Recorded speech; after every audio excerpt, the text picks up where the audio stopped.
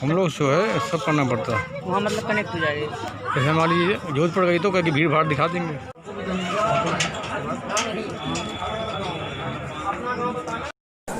और इनके जितने भी सब्सक्राइबर हैं, जो लोग देखने वाले हैं, जो पसंद करने वाले हैं, हमारे लिट्टी चोखा के शुक्रिया अदा करना चाहूँगा कि आप लोग अपना बेशकीमती समय निकाल के और ये अपने पास और सवाल का और पूछने का और जवाब देने का मौका दें।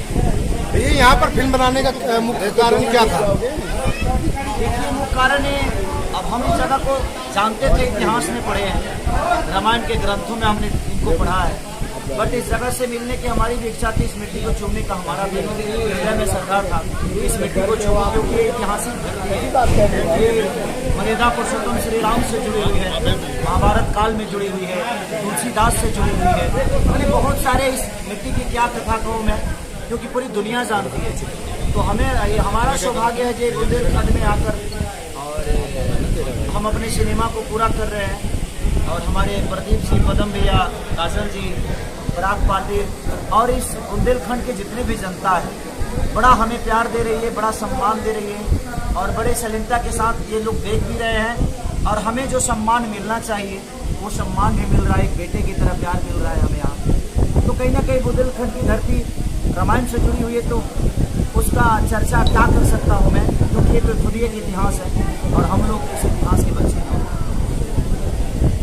और कुछ पूछना है होगा, लिट्टी चोखा सिनेमा का नाम है, क्योंकि हमारे जीवन में, मेरे जीवन में तो खास करके लिट्टी चोखा का बहुत महत्वपूर्ण है। क्या खास है? खास है कि मैं लिट्टी चोखा बेच के ही मैं यहाँ तक पहुँचा हूँ। मैं 1.5 साल 2 साल तक लिट्टी चोखा ही रोड पे बेचता रहा और अपने जीवन को चलाता रहा। गरीबी थी, लेकिन उस लिट्टी चोखा ने मुझे, उसी के पैसे से मैं कैसेट गाया, हिट भी हुआ और आज आप सबके सामने हूँ। बहुत सारी फिल्में आप बना चुके हैं, तो पहली फिल्म क्यों नहीं बनाई थी आपने ये वाली? सर, पहली फिल्म क्योंकि सजेशन देने के लिए कम से कम उस लाइक तो बन जाए। मेरे कहने का मतलब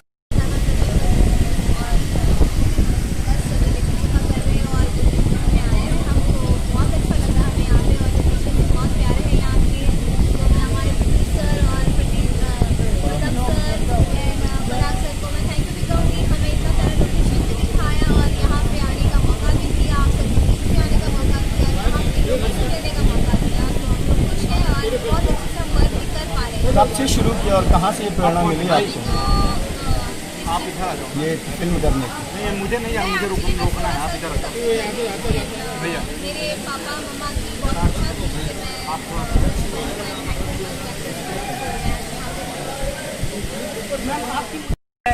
चापाकल हला सकता हूँ, लेकिन जब बजट पास करने की औकात हो जाए उसके बाद हलाऊंगा तो शायद ज़्यादा।